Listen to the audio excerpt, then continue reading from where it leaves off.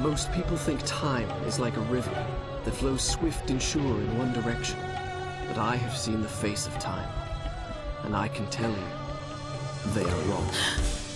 Time is an ocean in a storm.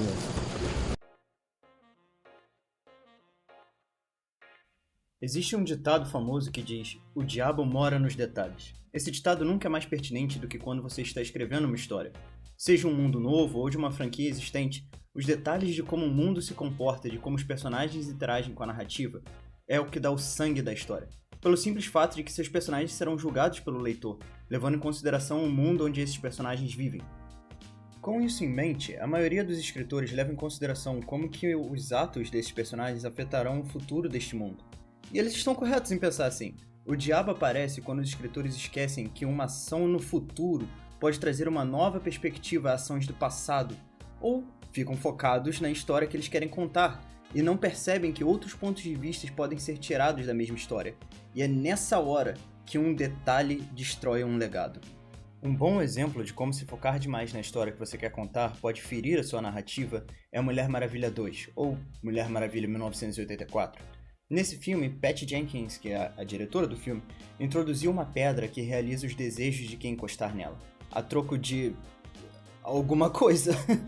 Sério, as mecânicas dessa pedra são estranhas e dá pra fazer um vídeo inteiro só com os erros desse filme, mas não é nisso que vamos nos focar hoje. De qualquer maneira, Diana encosta na pedra e pede pelo seu namorado Steve de volta. Porque sabe como é, né? Uma heroína pode pedir por paz no mundo ou alguma coisa parecida, mas não, ela quer o Steve. Tranquilo, sem problema, dá pra entender. E aí nós temos esta cena. You can save the world.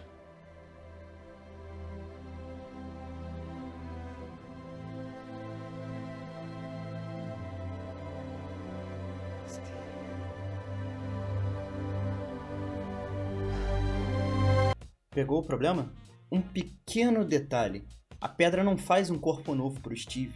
O filme chama atenção para o fato de que o corpo não é o do Steve, mas a mente sim. Isso poderia ser legal. O desejo roubou a autonomia de outra pessoa. Como você vai lidar com isso, Diana? Come here. Patty, o dono original desse corpo tá ciente disso? Ele queria estar aqui? Ele era casado? Patty, você provavelmente queria contar uma história sobre uma Mulher Maravilha que ama o Steve de qualquer maneira, independente do corpo que ele está. Mas não é bem nisso que eu tô pensando agora. Eles nem deram o nome pro cara. Nos créditos do filme, ele é dado o nome de Bonitão. Pelo menos eles são sinceros. A pior parte é que o concerto era simples. Quando você estava escrevendo essa cena, a pedra deveria ter criado um corpo novo para o Steve. Ou teletransportado ele um segundo antes da morte dele para o presente. E nada disso teria acontecido. A propósito, eu amo o fato de que quando a Diana retira o desejo dela e deixa o Steve para trás, eles estão no meio de uma revolta.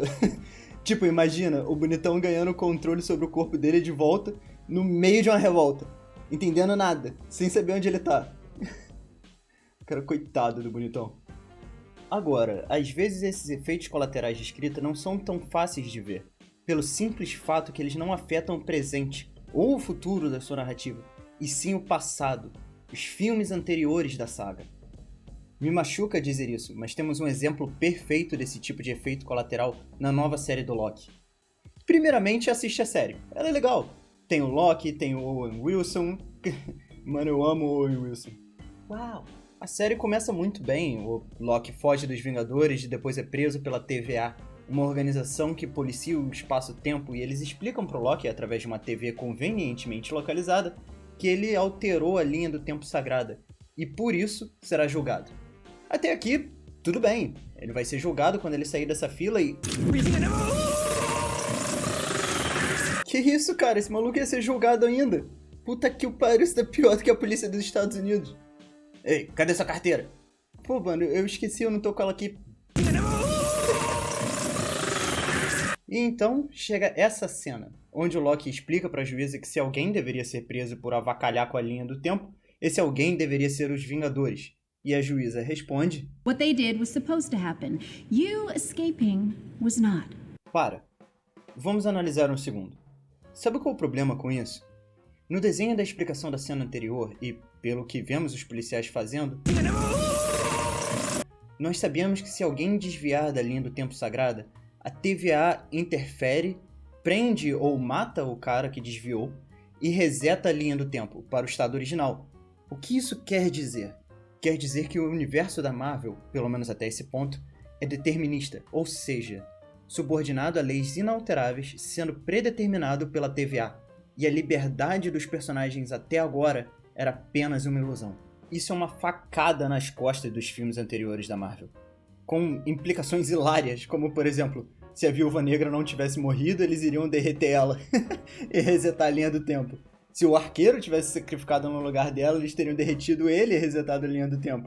Se Tony Stark não tivesse sacrificado, eles teriam derretido ele. Se Thanos ganhassem, eles teriam derretido ele. Nenhuma escolha realmente estava sobre o poder dos personagens dos outros filmes. Consegue perceber como que um universo criado desta maneira diminui o impacto das escolhas e sacrifícios dos personagens dos filmes anteriores? Não só isso, mas tem alguns detalhes menores que me preocupam, como o fato de ser impossível ganhar de uma organização inteira de pessoas com poderes de viajar no tempo.